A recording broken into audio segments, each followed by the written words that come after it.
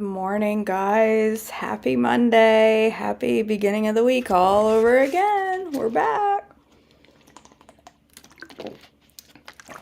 All right. February 21st. This is again another kind of looks like a little bit of a long one. All right. February 21st. Treatment of contaminated houses. Leviticus 14:33 through 57. Then the Lord said to Moses and Aaron, "When you arrive in Canaan, the land I am giving you as your own possession, I may contaminate some of the houses in your land with mildew. The owners of such houses must go before the priest and say, 'It appears that my house has some kind of mildew.' Before the priest goes into the house to inspect, he must have the house emptied, so nothing inside will be pronounced ceremonially unclean. Then the priest will go in and examine the mildew on the walls. If he finds greenish or reddish streaks in the contamination, appears to go deeper than the wall's surface, the priest will step outside the door and put the house in quarantine for 7 days. On the 7th day, the priest must return for another inspection. If he finds that the mildew on the walls of the house has spread, the priest must order that the stones from those areas be removed. The contaminated material will be taken outside the town to an area designated as ceremonially unclean. Next, the inside walls of the entire house must be scraped thoroughly, and the scrapings dumped in the unclean place outside the town. Other stones will be brought in to replace the ones that were removed, and the walls will be replastered. But if the mildew reappears after all the stones have been replaced and the house has been scraped and replastered, the priest must return and inspect the house again. If he finds that the mildew has spread, the walls are clearly contaminated with a serious mildew, and the house is defiled. It must be torn down, and all of its stones, timbers, and plaster must be carried out of the town to the place designated as ceremonially unclean. Those who enter the house during the period of quarantine will be ceremonially unclean until evening. All who sleep or eat in the house must wash their clothing. But if the priest returns for his inspection and finds that mildew has not reappeared in the house after the fresh plastering, he will pronounce it clean, because the mildew is clearly gone. To purify the house, the priest must take 2 birds, a stick of cedar, some scarlet yarn, and a hyssop branch. He will slaughter one of the birds over a clay pot filled with fresh water. He will take the cedar stick, the hyssop branch, and the scarlet yarn, and the live bird, and dip them into the blood of the slaughtered bird and into the fresh water. Then he will sprinkle the house 7 times. When the priest has purified the house exactly this way, he will release the live bird in the open fields outside the town. Through this process, the priest will purify the house, and it will be ceremonially clean. These are the instructions for dealing with serious skin disease, including scabby sores and mildew, and whether on clothing or in a house, and a swelling on the skin, a rash, or discolored skin. This procedure will determine whether the person or object is ceremonially clean or unclean. These are the instructions regarding skin disease and mildew. Bodily discharge, Leviticus 15:1 through 33. This is the exciting chapter that I love to read live. It's a good time. The Lord said to Moses and Aaron, "Give the following instructions to the people of Israel. Any man who has a bodily discharge is ceremonially unclean. This defilement is caused by his discharge, whether his discharge continues or stops. In either case, the man is unclean. Any bed on which the man with the discharge lies, and anything on which he sits, will be ceremonially unclean. So if you touch the man's bed, you must wash your clothes and bathe yourself in water, and you will remain unclean until evening. If you sit where the man with the discharge has sat, you must wash your clothes and bathe yourself in water, and you will remain unclean until evening. If you touch the man with the discharge, you must wash your clothes and bathe yourself in water, and you will remain unclean until evening. If the man spits on you, you must wash your clothes and bathe yourself in water, and you will remain unclean until evening. Any saddle blanket on which the man rides will be ceremonially unclean. If you touch anything that was under the man, you will be unclean until evening. You must wash your clothes and bathe yourself in water, and you will remain unclean until evening. If the man touches you without first rinsing his hands, you must wash your clothes and bathe yourself in water, and you will remain unclean until evening. Any clay pot the man touches must be broken, and any wooden utensil he touches must be rinsed with water. When the man with the discharge is healed, he must count off 7 days for the period of purification. Then he must wash his clothes and bathe himself in fresh water, and he will be ceremonially clean. On the 8th day he must get 2 turtle doves or 2 young pigeons, and come before the Lord at the entrance of the tabernacle, and give his offering to the priest. The priest will offer 1 bird for a sin offering and the other for a burnt offering. Through this process, the priest will purify the man before the Lord for his discharge. Whenever a man has an emission of semen, he must bathe his entire body in water, and he will remain ceremonially unclean until the next evening. Any clothing or leather with semen on it must be washed in water, and it will remain unclean until evening. After a man and woman have sexual intercourse, they must each bathe in water, and they will remain unclean until the next evening. Whenever a woman has her menstrual period, she will be ceremonially unclean for 7 days. Anyone who touches her during that time will be unclean until evening. Anything on which the woman lies or sits during the time of her period will be unclean. If any of you touch her bed, you must wash your clothes and bathe yourself in water, and you will remain unclean until evening. If you touch any object she has sat on, you must wash your clothes and bathe yourself in water, and you will remain unclean until evening. This includes her bed or any object she has sat on. You will be unclean until evening if you touch it. If a man has sexual intercourse with her and her blood touches him, her menstrual impurity will be transmitted to him. He will remain unclean for 7 days, and any bed on which he lies will be unclean. If a woman has a flow of blood for many days that is unrelated to her menstrual period, or if the blood continues beyond the normal period, she is ceremonially unclean. As during her menstrual period, the woman will be unclean as long as her discharge continues. Any bed she lies on or any object she sits on during the time will be unclean, just as during her normal menstrual period. If any of you touch these things, you will be ceremonially unclean. You must wash your clothes and bathe yourselves in water, and you will remain unclean until evening. When the woman's bleeding stops, she must count off 7 days. Then she will be ceremonially clean. On the 8th day she must bring 2 turtle doves or 2 young pigeons and present them to the priest at the entrance of the tabernacle. The priest will offer one for a sin offering and the other for a burnt offering. Through this process the priest will purify her before the Lord and for the ceremonial impurity caused by her bleeding. This is how you will guard the people of Israel from ceremonial uncleanliness. Otherwise they would die, for their impurity would defile my tabernacle that stands among them. These are the instructions for dealing with anyone who has a bodily discharge. A man is unclean because of an emission of semen, or a woman during her menstrual period. It applies to any man or woman who has a bodily discharge, and to a man who has sexual intercourse with a woman who is ceremonially unclean. That's a great reading. The Day of Atonement, Leviticus 16, 1-34. The Lord spoke to Moses after the death of Aaron's 2 sons, who died after they entered the Lord's presence and burned the wrong kind of fire before him. The Lord said to Moses, "Warn your brother Aaron not to enter the most holy place behind the inner curtain whenever he chooses. If he does, he will die. For the ark's cover, the place of atonement, is there. I myself am present in the cloud above the atonement cover. When Aaron enters the sanctuary, he must follow these instructions fully. He must bring a young bull for a sin offering and a ram for a burnt offering. He must put on his linen tunic and linen undergarments worn next to his body. He must tie the linen sash around his waist and put the linen turban on his head. These are sacred garments, so he must bathe himself in water before he puts them on. Aaron must take from the community of Israel 2 male goats for a sin offering and a ram for a burnt offering. Aaron will present his own bull as a sin offering to purify himself, his family, making them right with the Lord. Then he must take 2 male goats and present them to the Lord at the entrance of the tabernacle. He is to cast sacred lots to determine which goat will be reserved as an offering to the Lord, and which will carry the sins of the people to the wilderness of Azazel.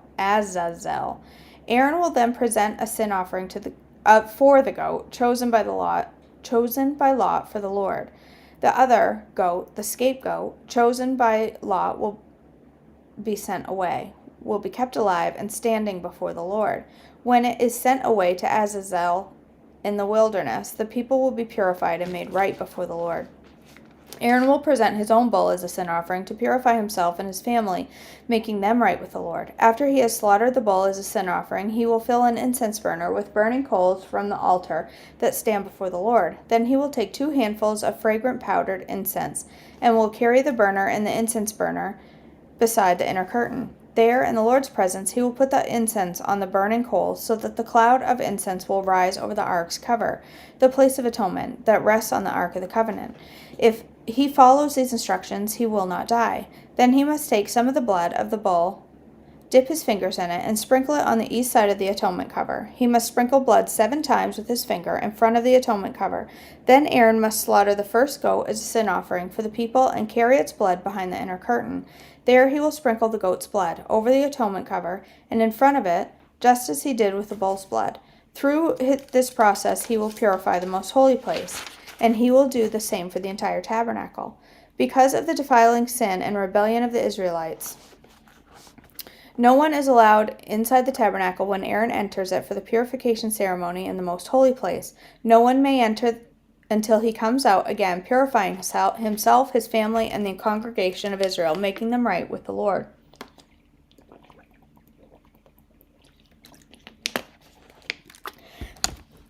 Then Aaron will come out to purify the altar that stands before the Lord. He will do this by taking some of the blood from the bull and the goat and putting it on each of the horns of the altar. Then he must sprinkle the blood with his finger 7 times over the altar. In this way he will cleanse it from Israel's defilement and make it holy. When Aaron has finished purifying the most holy place and the tabernacle and the altar, he must present the live goat. He will lay both of his hands on the goat's head and confess over it all the wickedness, rebellion, and sins of the people of Israel. In this way he will transfer the people's sins to the head of the goat. Then a man specially chosen for the task will drive the goat into the wilderness. As the goat goes into the wilderness, it will carry all the people's sins upon it into a desolate land. When Aaron goes back into the tabernacle, he must take off the linen garment he was wearing when he entered the most holy place, and he must leave the garments there. Then he must bathe himself with water in the sacred place, put on his regular garments, and go out to sacrifice a burnt offering for himself and a burnt offering for the people. Through this process he will purify himself and the people, making them right with the Lord. He must then burn all the fat of the sin offering on the altar. The man chosen to drive the scapegoat into the wilderness of Azazel must wash his clothes and bathe himself in water. Then he may return to camp. The bull and the goat presented as sin offerings, whose blood Aaron takes into the most holy place for the purification ceremony, will be carried outside the camp. The animal's hides, internal organs, and dung are all to be burned. The man who burns them must wash his clothes and bathe himself in water before returning to the camp. On the 10th day of the appointed month in early autumn, you must deny yourselves. Neither native-born Israelites nor foreigners living among you may do any kind of work. This is a permanent law for you. On the day of offerings of purification will be made for you, and you will be purified in the Lord's presence from all your sins. It will be a Sabbath day of complete rest for you, and you must deny yourselves. This is a permanent law for you. In future generations, the purification ceremony will be performed by the priest who has been anointed and ordained to serve as a high priest in the place of his ancestor Aaron. He will put the holy linen garments and purify the most holy place, the tabernacle, the altar, the priests, and the entire congregation. This is a permanent law for you to purify the people of Israel from their sins, making them right with the Lord once each year. Moses followed all these instructions exactly as the Lord had commanded. There we go.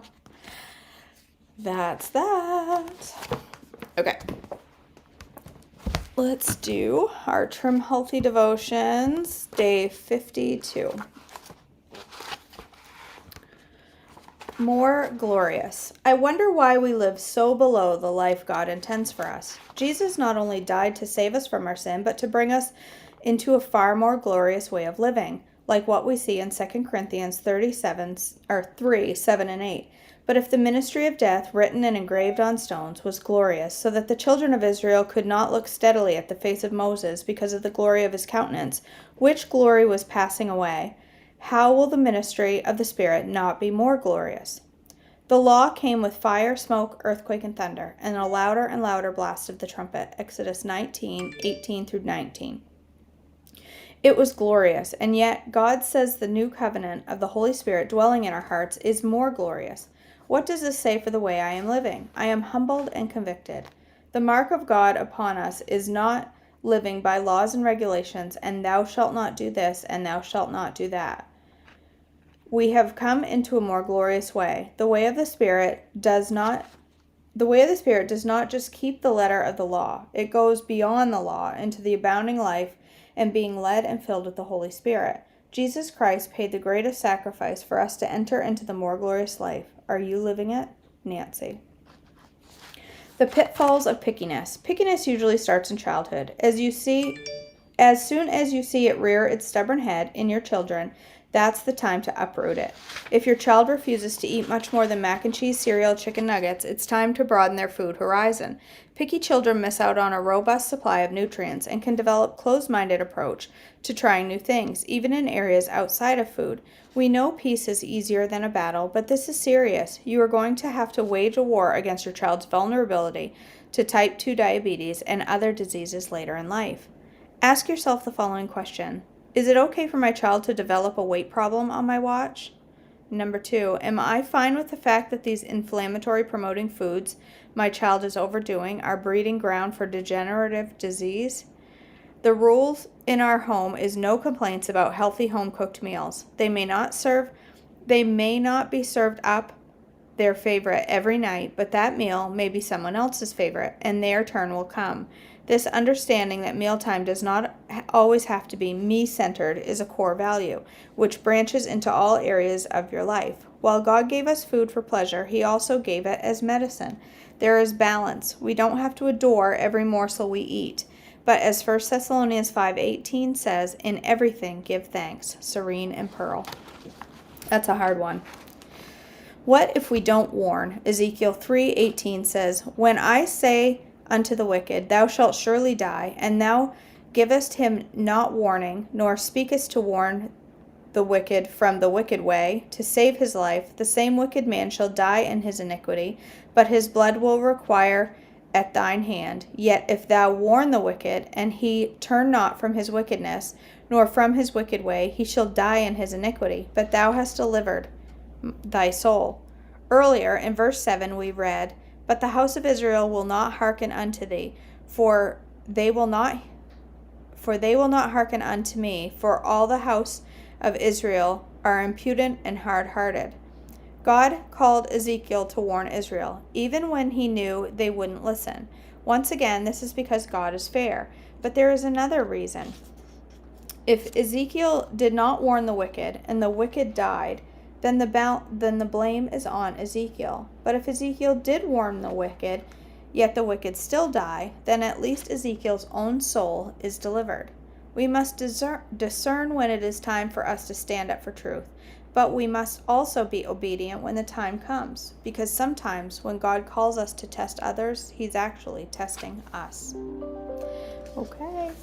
That, whenever I have to read a verse in King, it's a good thing that Bible is not King James. I could not do it. I stutter and trip over my words, and I can't process it. My brain does not speak that old, whatever it's called. Not dialect. I can't think of the word.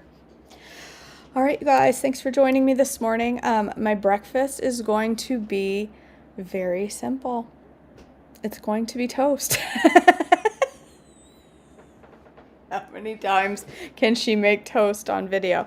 I'm actually going to have it with a trimmy and a super swig because I want to get my veg in this morning. I want some veggies to fuel my body. So I will be back in just a minute. It won't take me long to get ready for toast.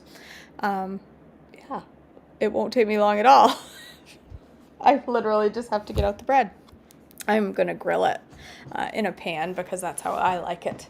So I will see you all in just a couple of minutes for more toast. All right, you guys. I love you all.